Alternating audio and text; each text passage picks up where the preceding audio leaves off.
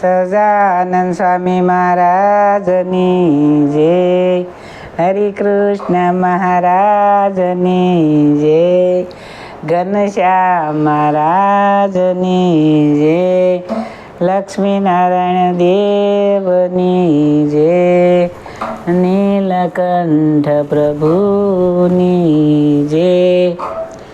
વચનામૃત. ગઢપુર ધામનો મહિમા. શ્રી સ્વામિનારાયણ ભગવાન જેને પોતાનું ઘર માનીને 25 વર્ષ સુધી રહ્યા એ ગઢડાના પવિત્ર નામથી કોણ અજાણ્યું હશે? નવખંડ ધરતીમાં આ ધામ સર્વોપરી છે. ત્યાંની ગલી ગલીમાં જ નહીં, ધરતીના કણ કણમાં પરબ્રહ્મના સ્વપદોની અલૌકિક અનુભૂતિનો અહેસાસ માત્ર સ્મરણ કરવાથી જ થાય છે. સંપ્રદાયનું કોઈ એવું શાસ્ત્ર નથી કે જેની અંદર ગઢપુરનું નામ ન હોય.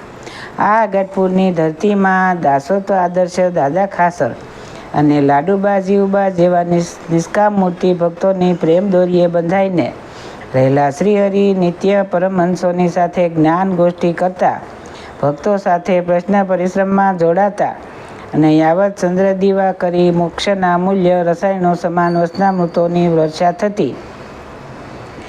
શ્રીહરિના નિવાસભૂત આ ગઢડામાં દાદા ખાસરનો દરબાર ગઢ, અક્ષર ઓરડી, ગોપીનાથજી દેવ મંદિર, લક્ષ્મીવાડી, રાધાવાડી અને જેના સ્મરણ માત્રની જન્મ જન્માંતરના કલ્મશ નાશ પામે છે એવી ઉત્તમ ગંગા ઘેલા નદી જેવા અનેક પાવન સ્થાનો છે. સહજાનંદ સ્વામી મહારાજની જય. ગરડા મધ્યે વચનામૃત. પહેલું. મોહ ઉદય થયાનું. સંવત 1877ના જેઠ સુધી પૂર્ણિમાસીને દિવસ સ્વામી શ્રી સહજાનંદજી મહારાજ શ્રી ગરડા મધ્યે દાદા ખાસરના દરબારમાં શ્રી વાસુદેવનારાયણના મંદિરની આગળ આથમણેદાર ઓરડાની ઓસરીએ વિરાજમાન હતા અને ધોળો ખેસ પહેર્યો હતો ને ધોળી ચાદર ઓઢી હતી અને માથે ધોળી પાગ બાંધી હતી ને ધોળા પુષ્પનો હાર પહેર્યો હતો અને પોતાના મુખારવિંદની આગળ મુનિમંડળ તથા દેશ દેશના હરિભક્તની સભા ભરાઈને બેઠી હતી અને પોતાની આગળ પરમ જાજબુદક લઈને ગાવતા હતા. પછી શ્રીજી મહારાજે કીર્તનાયાને કહ્યું છે, હમણાં કીર્તન રાખો ને પ્રશ્ન ઉત્તર કરો. પછી મુક્તાનંદ સ્વામીએ હાથ જોડીને નમસ્કાર કરીને શ્રીજી મહારાજને પ્રશ્ન પૂછ્યો છે, હે મહારાજ, મોહનું શું રૂપ છે અને મોહની નિવૃત્તિ થયાનો શું ઉપાય છે? પછી શ્રીજી મહારાજ બોલ્યા છે. શ્રીજી મહારાજ થોડીક વાર વિચારી રહીને પછી બોલ્યા છે, મોહનું રૂપ તો મનને વિશે ભ્રાંતિ જેવું થઈ જાય એ જ જણાય છે. અને જ્યારે પુરુષના દેહમાં મોહ વૃદ્ધિ પામે છે ત્યારે મનમાં વિભ્રાંતિ વિશેષ થાય છે. પછી આ કરવા યોગ્ય ને આ ન કરવા યોગ્ય એવો વિવેક રહેતો નથી. અને તે મોહ થયાનું કારણ તો આજ જ અમે વિચાર્યું છે. જે આજ અર્ધરાત હતી ત્યારે અમારી નિંદ્રા ઉડી ગઈ હતી. પછી અમે ઉત્તરાદી દિશા સામું મુખ કરીને સૂતા હતા. પછી ધ્રુવનો તારો દીઠો ત્યારે અમે વિચાર થયો, જે આ તો ઉત્તર ધ્રુવ છે, પણ શાસ્ત્રમાં દક્ષિણ ધ્રુવ કહ્યો છે, તે ક્યાં હશે? પછી અમે દક્ષિણ ધ્રુવ જોયો ત્યારે તે પણ દીઠો. અને જેમ કૂવા ઉપર પાણી સીંચવાનો ફાળકો હોય તેવી રીતે 2 ધ્રુવને વચ્ચે મોટો ફાળકો દીઠો ને તે ફાળકાના મેરુમાં 2 ઢેબા ને 2 કોરે ધ્રુવને અડી રહ્યા છે. જેમ લાકડાના સ્તંભ હોય અને તેમાં લોઢાની આરો ખૂટીને રહી હોય તેમ છે. અને તે ફાળકા પર જેમ સૂતરની વીંટી હોય ને તે ફાળકા સંગાથે જેમ પિત્તળની ફૂદડીઓ જડી હોય તેમ સર્વે તારા ને દેવતાને નવગ્રહ તેમના જ સ્થાનક તે ફાળકાને આશરીને રહ્યા છે તે સર્વેને જોયા. અને પછી સૂર્ય અને ચંદ્ર તેનો ઉદય ને અસ્ત તે એક જ ઠેકાણેથી થાય છે તે પણ જોયો. પછી અંધદ્રષ્ટિએ કરીને જોયું ત્યારે જેટલું ધ્રુવ આદિક બ્રહ્માંડમાં છે તેટલું સર્વે પિંડમાં પણ દીઠું. પછી આ દેહને વિશે જે ક્ષેત્રજ્ઞ છે તેને પણ દીઠો. પછી તે ક્ષેત્રજ્ઞમાં પુરુષોત્તમ ભગવાન રહ્યા છે તેને પણ દીઠા. ને ભગવાનને જોઈને ભગવાનના સ્વરૂપને વિશે અતિશય વૃત્તિ જોડાઈ ગઈ. પછી સમાધિમાંથી કોઈ પ્રકારે નીકળાયું નહીં. પછી તો કોઈ ભક્તજનને આવીને અમારી સ્તુતિ બહુ કરી. તેની દયા કરીને અમારે પાછું દેહમાં અવાયું. પછી અમારા હૃદયમાં વિચાર થયો છે, અમારે જે સમાધિમાંથી નિસરાયું તે તો દયાને કરીને નિસરાયું, પણ બીજાને સમાધિમાંથી નિસરાતું હશે તેનું શું કારણ હશે?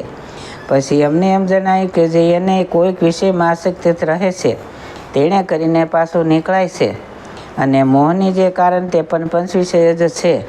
તે વિષય પણ ઉત્તમ, મધ્યમ અને કનિષ્ઠ એ 3 પ્રકારના છે. તેમાં જ્યારે ઉત્તમ વિષયની પ્રાપ્તિ થાય અને તેમાંથી કોઈ અંતરાય કરનારો આવે ત્યારે તે પર ક્રોધ થાય. પછી ક્રોધ થકી મોહ થાય છે, અને સામાન્યપણે તો ક્રોધને તે શબ્દને સદા સંબંધ છે, અને તોષાને તે સ્પર્શને સદા સંબંધ છે. એવી રીતે પંચ જ્ઞાન ઇન્દ્રિયોને પંચ વિષયનો સંબંધ છે. માટે જે પદાર્થને સામાન્યપણે જોયું હોય ને તે પદાર્થમાંથી વૃત્તિને તોડીને ભગવાનના સ્વરૂપમાં રાખવી હોય તો તેમાં કાંઈ દાખલો પડે નહીં. સહેજે તે રૂપ વિષયમાંથી વૃત્તિ તૂટીને ભગવાનના સ્વરૂપમાં રહે, અને જો સ્ત્રી આદિકનું અતિશય રમણીય રૂપ હોય દીઠામાં આવી ગયું હોય ને તેમાં વૃત્તિ જોડાણી હોય ને તે પછી જો ભગવાનના સ્વરૂપમાં વૃત્તિ રાખવા જાય તો રહે નહીં, અને ચિત્ત પણ એક ઠેકાણે રહે નહીં. માટે જ્યાં સુધી રમણીય પંચવિષયમાં ચિત્ત લોભાય છે ત્યાં સુધી મોહ ટળે નહીં. અને જ્યારે એને ગમતો વિષય હોય તે તેના ચિત્ત તણાતું હોય ને તે સંત તથા ગુરુ તથા પોતાના ઈષ્ટદેવ જે ભગવાન તે જો નિષેધ કરે તો તે ઉપર રીસડે અને તેનો દ્રોહ થાય, પણ તેનું વચન મનાય નહીં. એવું જેના અંતરમાં વર્તતું હોય તેને મોહ કહીએ. તે ભગવાનને ગીતામાં કહ્યું છે જે. માટે આ વચન જે શ્રી કૃષ્ણ ભગવાને કહ્યા છે તે પરમ સિદ્ધાંત છે. જે જ્યારે શબ્દાદિક કોઈ વિષયમાં ચિત્ત લોભાયું ત્યારે ગમે તેવો બુદ્ધિવાન હોય પણ તેની બુદ્ધિનું કોઈ ઠેકાણું રહે નહીં, અને પશુ જેવો થઈ જાય છે. માટે મોહને ઉદય થયાનું કારણ તે વિષયમાં આસક્ત તે જ છે. અને જેને વિષયમાંથી ચિત્તને ઉખેડવું હોય તેને પ્રથમ તો આત્મનિષ્ઠા અતિ દ્રઢ કરી રાખવી, જે હું આત્મા છું પણ દેહ તે હું નહીં. એક તો એ વિચાર દ્રઢ કરવો, અને બીજો જે પ્રકારે જગતની ઉત્પત્તિ સ્થિતિ ને પ્રલય થાય છે તે વાર્તા પણ સારી પેઠે સમજવી, અને ત્રીજું ભગવાનના સ્વરૂપનું માધ્યમ અતિશપણે સમજવું. તે એમ વિચારવું જે પંચ વિષય છે તે તો ભગવાનના કર્યા થયા છે, માટે ભગવાનમાં તો એથી અતિ ઝાઝું સુખ છે. શા માટે જે શબ્દ હોય તેમાં એકલું શબ્દ સંબંધી જ સુખ હોય, પણ બીજા જે 4 વિષય રહ્યા તેનું સુખ શબ્દમાં ન હોય. એવી જ રીતે સ્પર્શમાં સ્પર્શનું જ સુખ હોય પણ બીજું ન હોય. તેમજ રૂપમાં રૂપ સંબંધિત સુખ હોય, તેમજ રસને ગંધ તેમાં પણ પોતાના સંબંધી જ સુખ હોય, પણ એક વિષયમાં પંચવિષયનું સુખ ભેળું ન આવે. અને ભગવાનનું જે સ્વરૂપ છે તેમાં તો સર્વે સુખ ભેળા રહ્યા છે. તે એક દર્શન કરે તો પણ તે ભક્ત પૂર્ણ કામ થઈ જાય. એવી રીતે ભગવાનના સ્પર્શાદિક પણ પોતાના ભક્તને પૂર્ણ કામ કરે છે. અને માયિક જે વિષય સંબંધી સુખ છે તે તો સર્વે નાશવંત છે, અને ભગવાન સંબંધી સુખ છે તે તો અખંડ છે. એવો જે ભગવાનના સ્વરૂપના મધ્યમનો વિચાર તે પણ અતિ દ્રઢ કરવો. એ જે 3 વિચાર કહ્યા તેને કરીને વિષયમાંથી આસક્તિ ટળી જાય છે.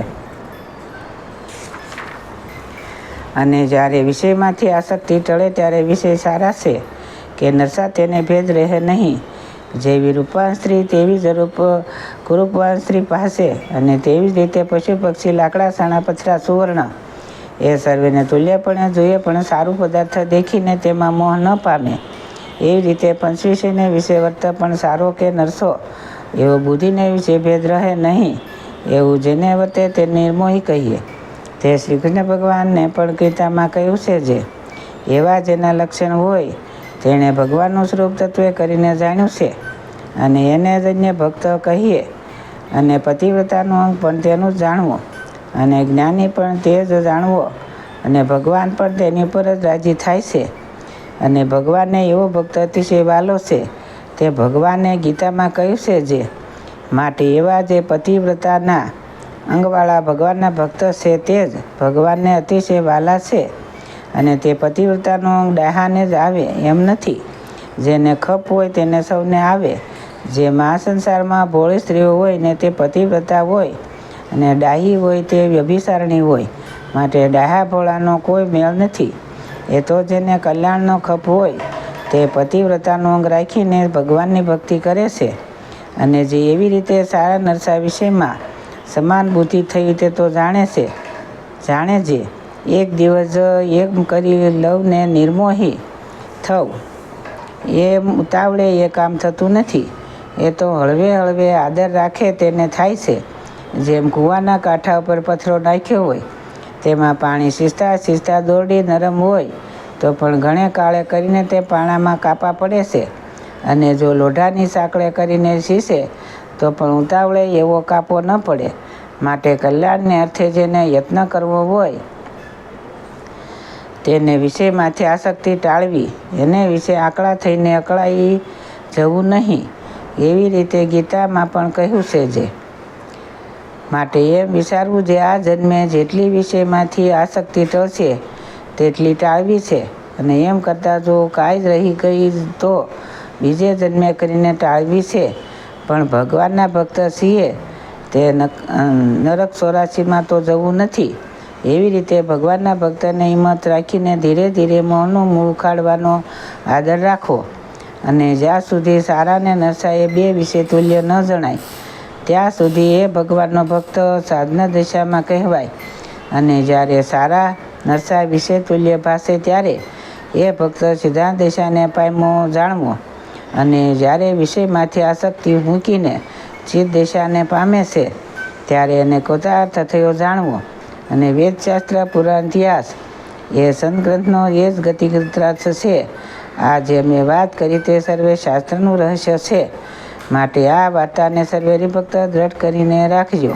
ઇતિ વૃષામૃત ગરડા મધ્યમનું પહેલું. સહજાનંદ સ્વામી મહારાજની જય. હરિકૃષ્ણ મહારાજની જય. સૌને મારા જાજાથી જય સ્વામિનારાયણ.